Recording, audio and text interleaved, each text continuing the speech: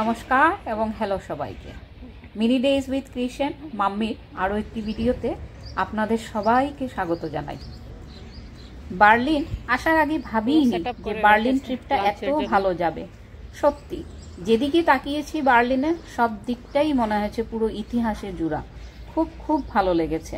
বলি না, কোনো ট্রিপ বা কোনো ছবি মনের কোনায় জায়গা করে রাখে, ঠিক বার্লিনের ট্রিপটাও এইভাবে দারুণ লেগেছে। যদি কোনোদিন সুযোগ পাই আবার আমরা ঘুরে যাব এই বার্লিন। আর বার্লিন যেহেতু ইতিহাসে ভরা, তো আমাদের ছেলেমেয়ের জন্য খুবই ভালো হয়েছে। অনেক কিছু জেনেছে, অনেক কিছু বুঝেছে, তো সেটাই সবচেয়ে ভালো লাগলো। আজ আমাদের বার্লিন ট্রিপের শেষ দিন, তাই সব কিছু তো আর একবারে দেখা সম্ভব হয় না। আর সঙ্গে আমাদের আছে, এবার সবই হলো, হপন বাসে হলো না, হেঁটে হেঁটে দেখা। তো ও অনেকটা সাহায্য করে আমাদেরকে, বাট তবুও মাঝে মধ্যে তো টায়ার্ড হয়েই যায়। আমরা এখন স্টেশনের দিকে যাচ্ছি, আর এই ডগিটা দেখুন কি কিউট লাগছে। হ্যাঁ, জিনিস দেখে খুবই খুশি হয়েছে। আমাদের কাছে এতটা সময় নেই, নয়তো ও ঠিক বসে যেত ডগিকে আদর করতে। যেখানেই ডগি পায় একটা ডগিকে একটু আদর করে না গেলে ওর মনটা খারাপ হয়ে যায়। আমরা আজ প্রথম যাব কাইজার উইলহেম মেমোরিয়াল চার্চে, যেটা বার্লিন সিটি আর্ট সেন্টারে দাঁড়িয়ে থাকা এই চার্চ। এটার অনেক গল্প, অনেক হিস্ট্রি। তো এই ভিডিও দেখতে দেখতে কিছুটা বলার চেষ্টা করব, আর সঙ্গে সঙ্গে আমাদের ছেলে মেয়েকেও আমরা কিছুটা বলার চেষ্টা করেছি। কৃষের তো কৌতূহলের শেষ নেই, যেদিকে তাকাই সেদিকেই কিউরিসিটি থাকে সব সময়। তাই প্রথমে এই মেট্রো স্টেশনে আসলাম। এই মেট্রো স্টেশন দিয়েই মেট্রো করে যাব ওইখানে। তো আমার ছেলেও একটু এখন সবাইকে হ্যালো বলে দিচ্ছে, যেটা ওর খুব পছন্দের, ও খুব ভালোবাসে। যেহেতু আমাদের আজকে লাস্ট ডে, তো ও সবাইকে একটু সি ইউ এগেইন বলে দিচ্ছে। এবার মেট্রোর অপেক্ষা, মেট্রো আসলেই আমরা সোজা যাব এখান থেকে। আর ওই যে সামনে মল্লিকবাবুও দাঁড়িয়ে ওয়েট করছে, মেট্রো আসলে যাব। Bye bye, and see you in the next video.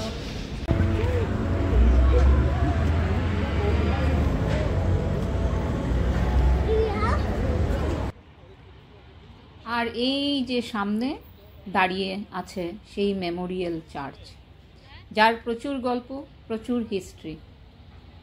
এইখানে আসার আগে একটু হিস্ট্রিটাকে নাড়াচড়া করলাম আর জানার চেষ্টা করলাম যে এই চার্চের পিছনের গল্পটা কি।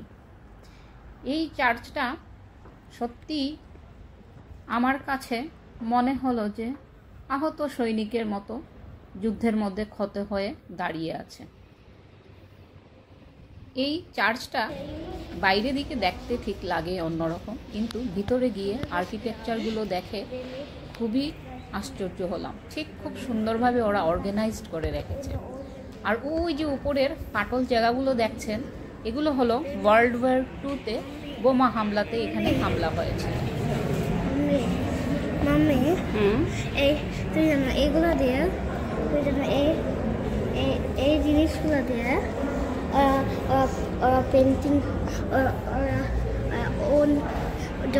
ওল্ডেন ডেজে এই জিনিসগুলো তুমি দেখেছো, এই ছোট ছোট পিসগুলো, এগুলা ওল্ডেন ডেজে বানায়। হ্যাঁ, মানে ওল্ডেন ডেজে এগুলো পেন্টিং ছিল। হ্যাঁ, ক্রিশও এটার ভিতরে আসার পর অনেক কিউরিয়াস হয়ে গেছে। ও ওর দিদিয়ার কাছ থেকে বলল যে আমাকে একটু পড়ে শোনাও। তারপরে ও এসে আমাকে গল্প বলছে। এই পুরো ভিতরটার মধ্যে, দেয়ালের মধ্যে ওরা পিকচারগুলো দিয়ে রেখেছে যে ওটা আগে কিভাবে ছিল, এখন কি হচ্ছে। তো এটা কম্পেয়ার করা যায় যে চার্চটা আগে দেখতে কীরকম ছিল WW2 আগে, মানে ওয়ার্ল্ড ওয়ার 2 আগে, আর ঠিক এটা পরে এখন বর্তমানে এই অবস্থা। যদিও এটার পাশেই একটা মডার্ন চার্চ এখন বানানো হচ্ছে, বাট আমি যা শুনলাম যে ওটা ওইখানের লোকাল মানুষগুলো ভাঙতে দেয় না এটাকে, তো এটা এভাবেই আছে এখন। সত্যি খুব একটা ভালো এক্সপিরিয়েন্স হলো, দেখে বুঝতে পারলাম। এগুলো তো অনেক কিছু আমরা হিস্ট্রিতে পড়েছি, বাট এটা দেখে আর বাচ্চাদের জন্য একটু ভালো হলো। কেন দেখার জিনিস তো আরও বেশি মনে থাকে আমার মনে হয়। এই যে এখানে সামনে ওরা পুরো মডেলটা বানিয়ে রেখেছে এই চার্চের। তো আমরাও সব কিছু একটু ঘুরে ঘুরে দেখলাম, ঘুরে ঘুরে সব কিছু পড়লাম, ছেলেদের মেয়েদেরকে একটু বুঝালাম যে এটা কি। ওরা বেশ ইন্টারেস্ট এখন এটা নিয়ে। এই চার্চটা বিল্ড হয়েছিল 1890-তে, আর তারপর তো বোমা হামলাতে এখন বর্তমানে এটার এই অবস্থা। এটা বুঝি কোনো এক সময় ছিল, এটার মধ্যে একটি বিশাল ঘন্টা ছিল, ওটার ঘন্টা ধ্বনি শুনেই বুঝি বার্লিনকে জাগিয়ে তুলত। আর তো তারপর যুদ্ধ, তারপর অনেক কিছুই বদলে গেল। এই সব কথা কিন্তু লিখা ওখানে। আর এই যে উপরের জায়গাটা, সত্যি ওটা দেখে ভাবছিলাম যে কিভাবে ফাটল ধরেছে। ওইগুলো সব জানি না কতটুক দেখাতে পারছি। এই যে এই ফাটলগুলো, এগুলো বোমা হামলাতে হয়েছে। ওরা অনেক কিছু রিনোভেট করেছে, কিন্তু এই ফাটলগুলো ঠিক যেভাবে ছিল, ক্র্যাকগুলোকে আর ওরা ঠিক করে নেয়, ওগুলো ঠিক ওভাবেই রয়ে গেছে, কিন্তু খুবই অর্গানাইজড করে পুরো ভিতরটা রেখেছে। এখানেও সব জায়গাতেই অনেক কিছু গল্প লেখা আছে, পুরো পড়ে পড়ে অনেক কিছুই জানলাম। তারপরে ওখানে রিসেপশনেও একজন বসেছিলেন, উনিও ইন্টারেস্টেড হয়ে বেশ কিছু বললেন এই মেমোরিয়াল চার্চ নিয়ে। তো আমরাও একটু দাঁড়িয়ে শুনলাম। এই পুরো চার্চটা দেখেই মনে হলো যে এটা একটা যুদ্ধের অমানবিকতার স্মারক হিসাবে দাঁড়িয়ে আছে। আর এখন তার সঙ্গে ঠিক নিউ বিল্ডিংটা হচ্ছে, যা পুরোটা নীল কাচর আলোয় স্নিগ্ধ লাগছে। নেক্সট টাইম যদি আসি কোনো দিন, তাহলে নিশ্চয় তখন ওইটা হয়ে যাবে, তো ওইটাও ঘুরে দেখতে পারবো। আমরাও এবার এখান থেকে বেরিয়ে যাব, যেহেতু আমাদের লাস্ট দিন, তো একটু টুই টুই করে যেদিকে সময় পাচ্ছি সব দিকটাই একটু ঘুরে বেড়াচ্ছি। আর ইউরোপের এই যেতে যেতে এই স্ট্রিট ভিউগুলো আমার খুব পছন্দের, আমার খুব টানে আমাকে। তো যখনই এগুলো দেখি আমি একটু ক্যামেরাবন্দি করে নিই, ভালো লাগে দেখতে। এইখানের স্ট্রিট অ্যাম্বিয়েন্সগুলো সত্যি খুবই দারুণ। আর যে মেমোরিয়াল চার্চটা দেখে আসলাম, এটা দেখে মনে হলো সত্যি যে এটা সত্যি একটা জীবন্ত ইতিহাস। যুদ্ধের ক্ষত হয়ে দাঁড়িয়ে আছে ঠিকই, কিন্তু সঙ্গে সঙ্গে শান্তির ডাকও দিচ্ছে। আমরা এবার এখান থেকে যাব শার্লটেনবার্গ প্যালেসে। শার্লটেনবার্গ প্যালেসটা এদিকটাতে না, এটার জন্য আমরা আবার একটা ট্রাম নেব, ট্রাম নিয়ে অন্যদিকে যাব। কিন্তু একটু বলে রাখি, আমরা যদিও জানতাম আজ সোমবার শার্লটেনবার্গ প্যালেসটা বন্ধ থাকে, কিন্তু ভাবলাম এত দূর আসলাম, বন্ধ থাক, ভিতর যাব না, কিন্তু বাইরে থেকে তো একটু ঘুরে আসতে পারি। তো সেই জন্য এখানে আসা। এখনের জন্য এই ইনফরমেশন হলো যে সোমবারে এই প্যালেসটা বন্ধ থাকে। আমি জানি না ভবিষ্যতে কি হবে, বাট বর্তমানে এটা এখন এরকমই। আর এই সমস্ত পুরো জায়গাটা দেখে মনে হচ্ছে না যে সত্যি এটা একটা রয়্যাল স্পট। আর এটাও কিন্তু এখনের না, এটা কিন্তু প্রায় 300 বছরেরও বেশি পুরনো। আর এই জায়গাটাই হলো বার্লিনের একমাত্র রয়্যাল প্যালেস। ইভেন আমরাও ভিতরে যাইনি ঠিকই, কিন্তু বাইরের এই লুকটা দেখেই বোঝা যাচ্ছে যে এটার ভিতরের কত গ্র্যান্ড ইন্টেরিয়র হবে। সত্যি পুরো একটা স্টানিং লুকস। এই প্যালেসটা অরিজিনালি বিল্ড করা হয়েছিল কুইন সোফির শার্লটের জন্য, আর উনি ছিলেন প্রুশিয়ান কিংয়ের ওয়াইফ বুঝি।